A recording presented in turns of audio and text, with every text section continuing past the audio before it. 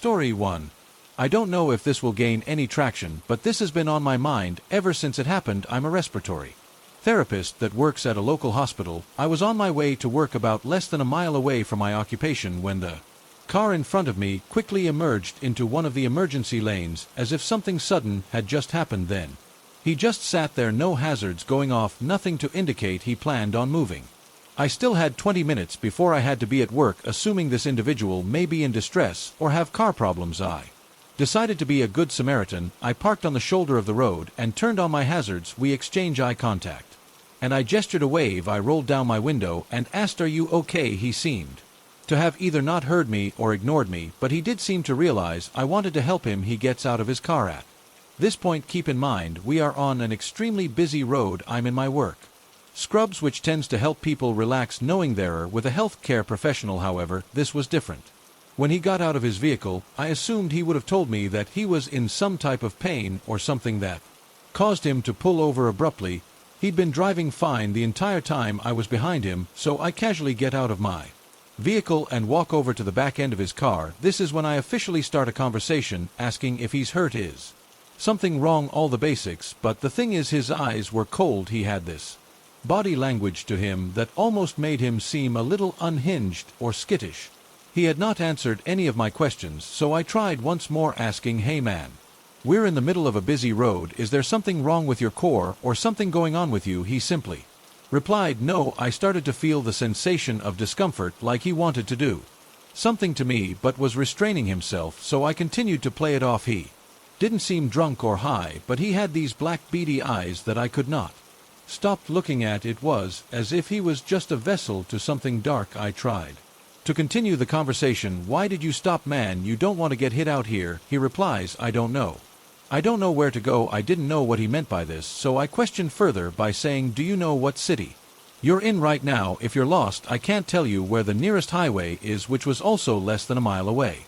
His reply was a little chilling. "Anywhere," but here I was now confused. He didn't know where he was, but felt this urge to get out of the area as quick as possible. So I asked, "Well, what direction are you wanting to go?" 75N will take you to Dayton. "You take 75s, you'll head to Cincinnati." He asks, "What would you do in my position?" Now, I have no idea what he meant by this. I simply said, "I don't know what kind of position you're in, man. Can you drive? The hospital I work for is within view, and we don't have to go in. I just want to make sure you don't get hit." He agrees to follow me, but once I turned on my blinker to turn into the hospital, he completely stopped following me, pulled a U-turn, and sped off. I know this isn't the creepiest thing in the world, but you really have to try to understand just how foreign and strange this behavior was. Each time we engaged in conversation, it was as if he was contemplating to tell me something, but ultimately remained silent. From the looks of it, he drove a red Toyota Yoda, a RAF4 hybrid, maybe. So I mean, he didn't have a broken down car or looked like he was a substance abuser. He just seemed incredibly nervous, and his fast motion gestures and twitches and his body language has left me puzzled, and it still gives me shudders when I think about how he moved and talked. The lack of response, declining any help, not explaining a single reason as to why he just decided to park on the side of the road. A simple, "Oh, I'm just lost," would even be enough for me to feel better about the situation. He just seemed incredibly paranoid and hesitant. On top of it, the entire conversation led nowhere to his situation or why he was acting so strange. I just wanted to make sure he didn't need help or get hit by a car. Anyway, I'll update if I hear anything about a patient coming in later. He also has a face that is burned into my memory. I just got this gut feeling to leave, but be as polite as possible. Does anyone have any thoughts on this? Hello, friends. I've been a lurker of this subreddit for a long time, and Story 2.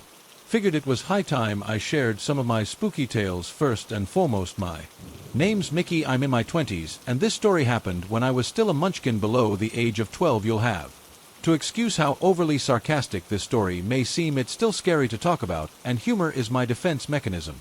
Anyway, when I was still KN high-ish, my grandmother Tilly and I used to go on yearly road trips, either across our own country or the one next to ours. We lived relatively close to the board order. Well, on this particular occasion we decided to travel across our neighboring country. We'll call my home country A and the neighboring country B. My grandmother had a friend in the more yeehaw part of Country B that she hadn't seen in a minute, and after some planning they figured out the best time for the two of us to make our trip. I was excited when my grandmother first told me about the trip. I had no idea where we were going, but the idea of going on a road trip with Graham was so damn exciting.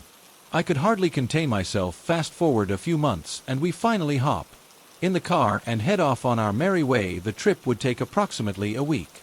My grandmother wanted to see all the neat stuff along the way, and traveling with a child such as myself required a lot of pit stops. I wasn't necessarily a bad traveling companion, I just had a small bladder, and anyway, we were on the last stretch of the trip when my grandmother had to pull into a gas station to fill up. We were practically running on fumes, and I really had to go to the bathroom. We pulled into this middle of nowhere gas station, and after my grandmother had filled up the car, we hurried inside so I could empty my bladder. The moment we walked inside, all the alarm bells in my tiny brain went off. I had no idea why I was feeling the way I was up until I set eyes on the clerk. I'm not usually one to judge a person by how they present themselves, but old boy looked like he was straight out of a serial killer documentary. Currently we're smack down in the center of ye territory in the middle of nowhere, and this man looks like he should be selling you high-end cars, not working at a rundown gas station. Old boy was giving me all kinds of bad vibes. I really don't know how to explain it, other than that. Worst still, he was already smiling a little too widely when he spotted my grandmother. She was petite, blonde, and beautiful. However, when he saw me, you could have sworn he was looking at a Sunday dinner. Somehow his already very white grin only grew. Remembering it, even to this day, gives me the high jeebies. Thankfully, Graham could sense a disturbance in the horse and shielded me from his predatory gaze. She paid for the gas and asked for the key to the washroom, which he took his sweet-ass time getting. She walked me to the bathroom, which was disgusting by the way, and I quickly did my business, and we returned the key with great reluctance. Here's where things get progressively worse. When we were piling back into the car, old boy closed down the shop and got into his car. It doesn't seem too weird, right? Sure, he was really creepy, but he hasn't done anything too odd yet. Now, technically we had 2 days left on the trip. My grandma would drive in increments, 4 hours on the road, an hour off to explore, fill up, and whatever else. Then we'd find an inn or motel and spend the night. We traveled about 8 hours a day before turning in for the night. Well, when we left the gas station, old boy followed us for not the W of the trip. At first we just assumed he was heading in our general direction. It was just the one road after all, but after the third turnoff and old boy was still tailing us, my grandmother finally realized we were being followed. This man proceeded to follow us for, and I wish I were joking, 12 hours. My grandmother refused to stop driving unless it was absolutely imperative. For anyone wondering why she just didn't call for help or why she didn't pull into a police station, don't worry, you're not the only one. To be perfectly fair to my grandmother, she didn't have a phone, and despite somewhat knowing where she was, it was still unknown territory. She wanted to get to familiar surroundings, so there wasn't the risk of getting lost. We finally made it to the city where her friend resided, and that's when we pulled into a police station. The mad lad pulled up next to our car just as we headed inside the building, and he watched us. I don't know what old boy was taking, but he sat there while my grandma talked with a lovely lady at the desk. Thankfully, the cops handled the creepy man with ease, but I'll never forget the damn smile that never left his face while he was being escorted away. Needless to say, that was the last time we road tripped to Country B, and one of the last times we actually took a road trip in general. I was about 12. My mother and I had gone to a town 45 minutes out to do Story 3. Some shopping with some of her friends. I had a corn snake at the time, so I asked her if I could walk around a pet store one door down from the mini supermarket that she was shopping in, so I could compare the prices of frozen mice with our local seller. She said sure, just to come back as soon as I was done. The pet store had been there as long as I can remember. It had a very warehouse feel about it and was poorly lit by dim fluorescent lights too far above the floor. Before checking out the mice, I just wanted to check out the rest of the store. Being the curious 12-year-old I was, as I was roaming the aisles, I noticed you were in every EYA. I strolled down, bold, middle-aged, a bit tubby, wearing dark blue plumber's overalls over a white shirt. It was summer and it was hot. I remember wondering why on earth you would come into a non-air-conditioned building in that you carried a basket, but there was nothing in it as you slowly stalked me Down the aisles, I noticed your basket wasn't getting any more full. I started walking faster, taking random turns down different aisles to see if I was just being paranoid, but you were always 10 to 15 foot behind me. At some point, I finally thought I lost you. I power walked out of the pet store, and as soon as I cleared the doors, I sprinted down the street to the mini supermarket my mom was in. She hadn't even made it down the second aisle completely. I caught up to her, immediately stripped off my bright pink hoodie and slung it in the cart, as well as ripped the hair tie out of my hair. I was smart for doing that, because when I looked back at the door, you were standing there still carrying the basket from the pet store and scanning for any sight of a 12-year-old girl in a bright pink hoodie and ponytail. When we left, I saw you in your van as you drove away, a plain white van like something out of a true crime documentary or horror film. I think about you sometimes, and how if you'd caught me before I got to that supermarket on that quiet Wednesday afternoon, what horrors could have been waiting for me in the back of that van. Guy in the overalls who followed me out of the pet store without even putting down his basket, even after 10 years. Let's not ever meet again. Story 4. When I was 16, I was in a choir at my high school that performed for a lot of different events around town. One of them was to sing at the middle school sporting events. The middle school in my hometown is just about half a mile from my childhood home, so whenever we had events there, I walked. This one night, I think in November, we had to sing at a basketball game, and it was obviously dark when I was able to leave. Normally, I wasn't allowed to walk alone at night, but for I was given permission unless I felt unsafe, but there wasn't any reason to be creeped out at first, so I started my walk. Just down from the middle school is a stretch of road with almost no street lights. It has always creeped me out when I had to walk through it. I crossed quickly and had a fast pace going, as I'm naturally paranoid human. About 2 minutes into the dark zone, I heard rapid footsteps behind me. I had first figured it was a jogger, but they made no attempt to pass me and just stayed a comfortable 10 distance. They began whistling a jaunty tune, which at first I thought was fun. At this point, I wasn't really scared, perhaps because of the happy whistling tune, but I noticed the footsteps began to speed up. There were no cars on the road, and given the lack of light when I turned around, all I could see was a silhouette shrouded in darkness. At that realization, I quickened my pace to barely under a run. The whistling continued, getting more breathless as this person began to run after me. I looked back to see a dark figure coming at me full speed, and in terror I began to run frantically as well. I will never forget those last moments running through my dark subdivision, hearing his whistling and footsteps getting closer and closer. This person followed me up to my door. I ran inside and locked the front, checked all the other doors, and went to my upstairs bedroom. From the window, I could still see a silhouette and could still hear him whistling. I slept with my knife that night. Story 5. It has taken me many years to tell this story out of both fear and embarrassment.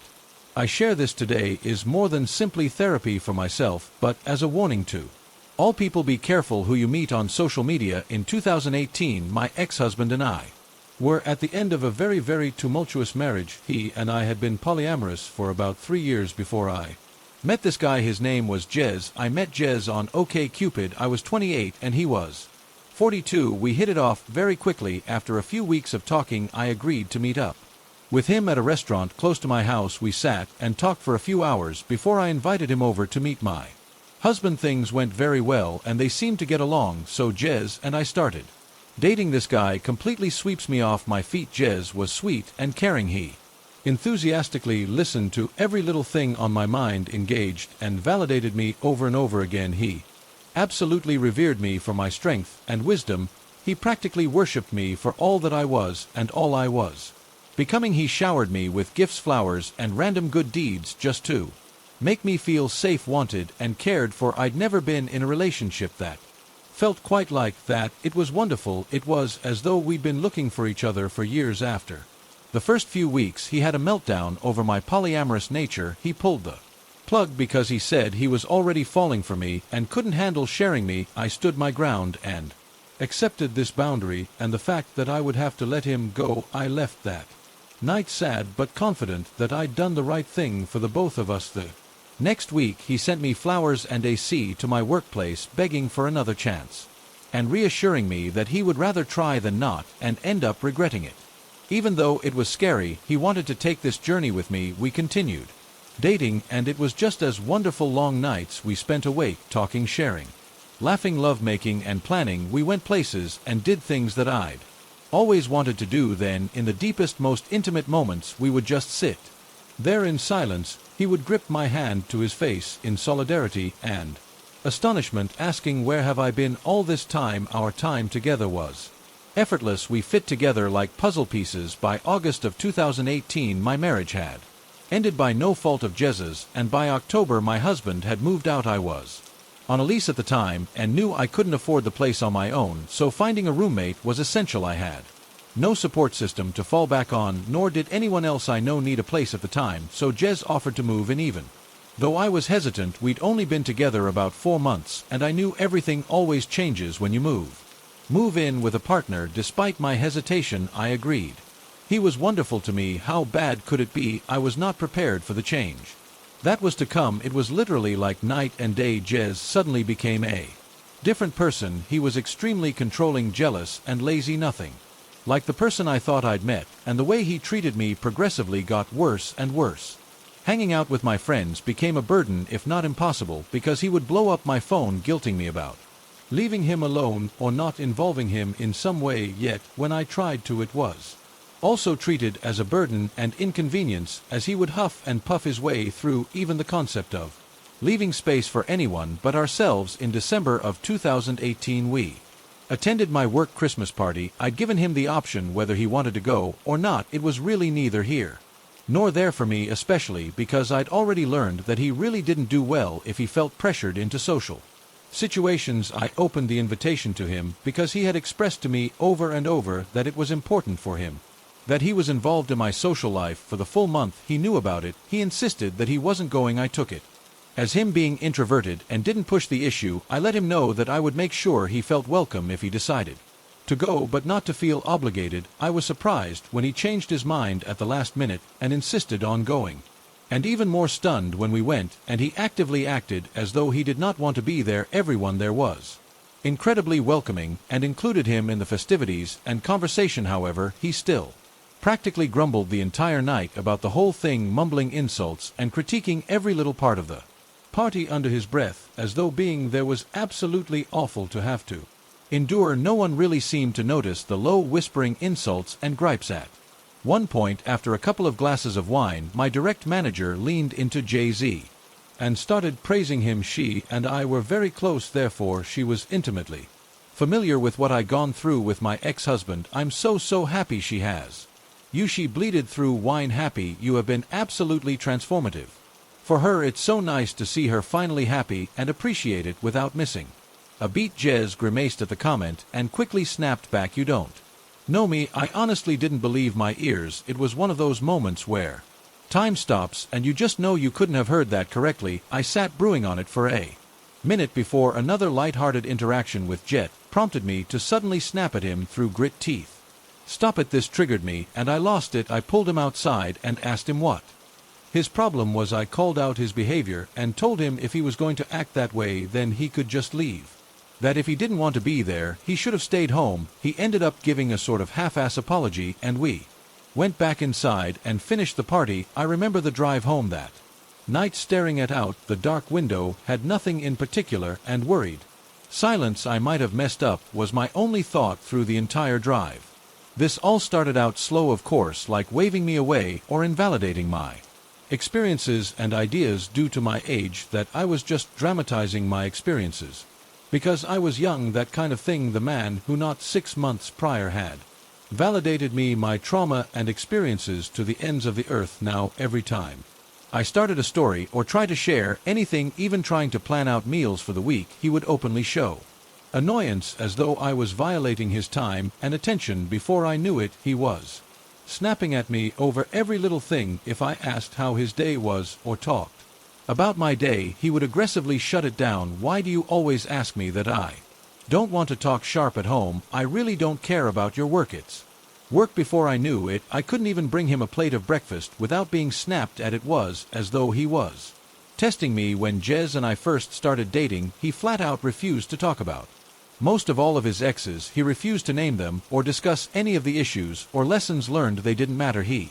would claim they weren't in his life for a reason. It was the same reasoning he also used in reference to my more recent exes, talking about them, including my now ex-husband may have well become off limits. Any time I brought up either of our exes, he would become incredibly agitated, belittling, and just overall very aggressive. I took this as both an age gap issue, as I have a tendency to dwell, as well as an insecurity and threat to the life he was trying to build. However, after he moved in this hot-button topic had been established several times, he would bring up his exes and how they looked, telling me on more than one occasion he would have never dated me back in the day, and that I was lucky he lowered his standards. I didn't even really know what to say to this. I would laugh it off and shove it in my back pocket. Noted. He then started bringing up my looks and accusing me of catfishing him. I'd stopped taking care of myself due to the isolation, and had also put on some weight, so most of my clothes that I'd once felt great in no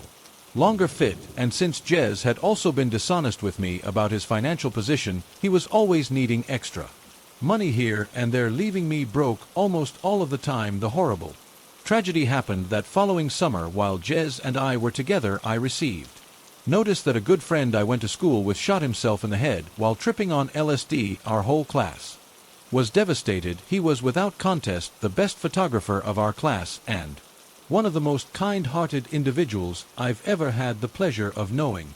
Also, as someone who is very familiar with Anast, I was rocked. Jez, however, was far from supportive. He pretty much immediately shrugged it off. That's life, I guess that's what he gets for around with LSD. I was baffled at such an unsympathetic response, and even more later when Jess started to interrogate me about my relationship with this guy, asking when the last time it was that I'd ever talked to this friend. You don't even know this guy anymore. Who cares? I broke up with him for the first time after he called me at work raging. I was busy, so I wasn't able to answer right away, but once I was finally able to answer, I was met with intense anger. It was storming, and one of my dogs was having an anxiety attack due to storm and separation anxiety. This wasn't the first time, and he was well aware of what she needed in those moments. Why the aren't you answering my calls? You answer when I call you. I don't care where you are. He went on for a few minutes, calling me a shitty girlfriend and laying into me over my sudden distance and lack of communication while I was at work. At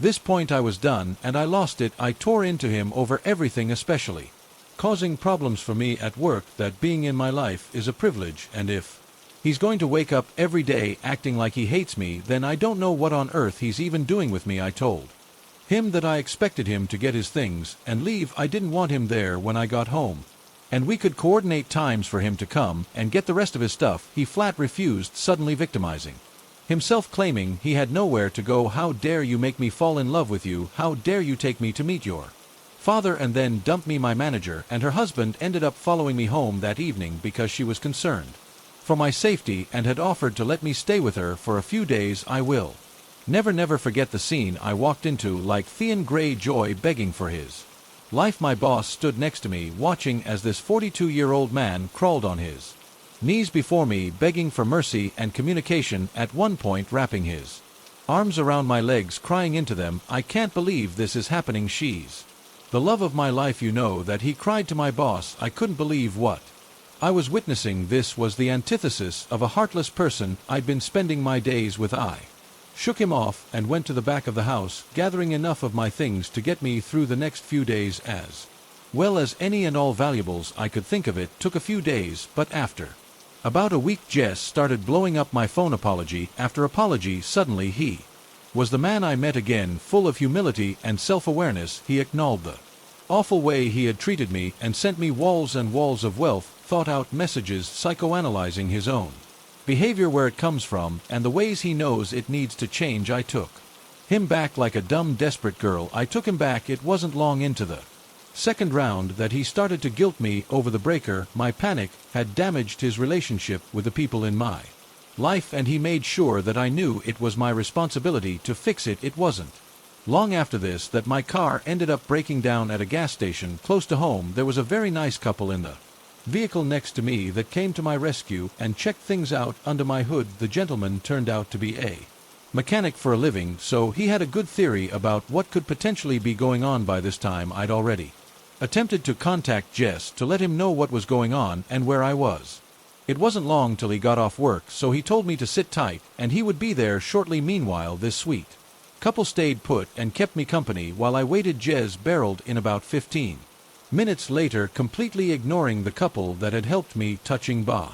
The gentleman handed me a slip of paper with a name and phone number on it, reviewing what he thought was going on with my car before Jez butte in cutting off. I said she's fine. He snapped. I could see the woman out of the corner of my eye slink away at this comment and get into the passenger seat of their car. I could feel the sudden tension, like maybe she's been here before. The gentleman didn't move and shifted his attention to me as Jess walked into the store. I could see he was clearly concerned. Are you okay? He asked in a low, almost whisper. You don't have to answer that, but if you need anything. He looked down at the number in my hand and nodded to it seriously. With that, he got into the driver's seat of his car and drove away. I thought about that couple countless times since that night. Everything went right back to the way it was before, as though the initial breakup never even happened. The same eggshells, the same belittling, if anything. It was worse because I permanently damaged our relationship. If I had just not been so dramatic, if I didn't run away from everything, then maybe he wouldn't have to work so hard for respect in my life. One night we got into an argument. I don't even remember what it was about, but I had to be up early for work the next morning, so I paused the argument in order to get some sleep. When I went to lay down, I heard the TV turn on. I have a sounder, so the volume can get pretty loud. Jazz proceeded to turn the volume up and up and up, far past any volume I ever pushed those same speakers to. Even for parties, the walls were reverberating with the sound of the TV at astronomical volumes. Jez then started laughing hysterically. It was a laughter manic with anger, as though something might be funny on TV, but he might also jump through a window right now. I remember laying in bed, absolutely horrified at what was happening. I knew things had gotten bad, but now I was scared. I got out of bed and asked him to turn it down, to which he responded, scoffing, "I'll watch TV if I want to," and turned it up even louder. I felt like I was in a horror movie. I started crying at this point, begging him to plead, please, please, just let me sleep. He started mocking me and calling me names for crying. OW. Poor baby is crying again. That's your card, isn't it? Crying. This caused the fight to start again, and he started screaming at me, followed me to my bedroom, where he suddenly punched a door not too in from my head. His eyes were black, and he looked me in the eye, sending the clear, unsympathetic, hostile message that was a warning. And next time he wouldn't miss. My whole system had shut down at this point, and I sunk to the floor in a panic attack. My ex-husband had issues with violence. Jez knew that all of our rentals prior to that one had holes in walls and doors peppered throughout our unit due to my ex-husband's inability to handle his emotions, but he never hit me or even came close to it. I crumpled to the ground, feeling powerless, trapped, and afraid as my thoughts continued to raise. He continued to berate and mock my panicked state. Most of our argument from that night was a blur, but ended abruptly once he threatened to put my social security number on the dark web. At this point, all that was left in me was to fight. I blacked out and went ballistic, screaming at him to get out. I felt rapid and dangerous as I screamed like a banshee for him to leave my home. It was over, and I was ending it that second. I contacted my landlord and explained what had been going on. Jez would also end up contacting her, weaving his own tale that I was moving out and try to have the lease transferred into his name. Luckily, since I was several steps ahead of him, my landlord didn't fall for it and contacted me immediately. She personally came and changed my locks for me, gave me the personal contact of a police officer close by in case he showed up again, and took half off my rent for the next month. I am forever grateful to her for these simple acts of kindness that were above and beyond anything I would ever expect from a landlord. It took weeks for him to stop messaging me. The only reason I didn't block him was out of fear that he would show up at my house. Though I had contacts for protection, I knew I would rather get a daily apology video than have to deal with him on my doorstep, so they persisted for a while. The same act from before: the love bombing, the promises, grasping at straws, trying to find the weak spot where I would let him back in, but I ignored it. It continued for weeks before he finally gave up. He bowed out, gracefully stating boldly that he will always love me. I left him on red. The illusion was destroyed. It took me several years to pick up the pieces. If my divorce wasn't enough, this definitely made me lose trust in myself. I still don't understand what the end game was. In one of our last discussions, I asked him desperately what Happened to the guy I fell in love with. CHC looked me in the eyes, smoked, and said that guy doesn't exist. I told you what I had to tell you in order to get you away from that of a husband of yours. You just stupid and fell for it. Jay-Z, let's not meet ever again. I hope you enjoyed that, guys. If you have a scary story you would like me to read in an upcoming video, this is one way to help me guarantee variety in the stories I share. You can email me or post it to my subreddit. I'll drop the details in the video description. Thank you all for listening, and a special thanks to my patrons and channel members who now have early access to Adri videos as well as other behind-the-scenes content. Thank you to Michelle and Kevin, Amanda M, Rebecca, Morris, Yennefer, Jessica Lay, Brock Ballard, Kim Thompson, Angela Reeves, Sure Age, Nathan Shadwick, Nicholas Johnson, Samantha Place, Cheryl Duckworth, Scout Mom 405, Z Harris, Unladylike 13, Ventura, California, Elizabeth Mays, Alexia Tuttle, Marshana Rainey, Wells upon Mary Wright, Jessica Copperfield, Zoe D, Danielle Shaw, Jane Wiggins, Tara Harris, Mary Rai Sai, Townsend M, Deshawn Edmondson, Kimmy L, Wendy, Maris, Confessions of a Cleaner, Megan Abrams, Miss Tycoon, Stephen Sloan, Christina Myway, Ashley Bray, Mighties AEL, Danielle, Tina Marie Heckman, Amal Garner, Lisa Ratford, Deborah Malay, Connie Sue T, Adwell, Diana Johnston, Vampy, Debs, Jasmine Davis, Erica, Air Fox, Mulder, Ram Beltron, Tina, Nick, Bosie, Sarah, CH, Neil, Kavanaugh, Tiara Sunders, Timothy Stratton, Jennifer Jenkins, Lloyd Rash, Maribel Deluna, Michael O.M. Ollie, Marissa Kuro, Amber Hops, King Slim, Justin, Beast Gillespie, Joy, Dana J. Blee, Anna, Stephanie McLaren, Lumine, Kami, Skin Crawler, Adara, Bella Place, 2006, Michelle Welchman, Dana B, Lisa McDonald, Clarice Scott, Madison C, Wasp, Sting, Jennifer J, Ashley Lily, Pat Lee T, Wyatt, Gina Laura, JK 6, Venzio, Donna Joey, Big GSC, Tanya Spaghetti, Wolo King, Matthew, October Gypsy, Lisa, Ally Thomas, Build With Me, Letitia, Fran Debs, Insomnic Cats, Stephanie Summer, Rebecca Tyara, This Bad, Kitty, Your Pay Piece, Dilly, Lanning, Tripping Balls Through History, Samantha, Erica, Alyssa, Tracy, Killian's Place, April James, Arbor, Jen Joy, Handout, Pegasus, Genesis, Karen, Kitu V, Barry, LJ, Fiona, Xbox, Scott, I Like, Booty, Monica, Level A, Chris and Dawn, Holly, Spry, Kimber, Jasmine, Centix, Heather, Haven, Kitty Cat, Luna 2, ADHD, Aurora, Janice, Cinderella B, Baby, Borderline, Betty, Lady, Draco, Erica, Nicole, Snowball, Raina, Melanie, The Honeybee 987, Pretty Girl 215, Ryan Brook, Wendy, Grafty, Kel, Tina, Dina, Vampy, Debs, Patricia, Amber, Krista, Brenda, Absent, Alice, Christy K, Spiders, Web H, Lala, Andrea, Sue, Monique, Shaw, Gorman, Emma, Lisa, Sigma, Cube, X, Greg, Chelsea, Amanda, Jane, Sam, ZY, Sarah C, Austin, Tan, Lil, Smart,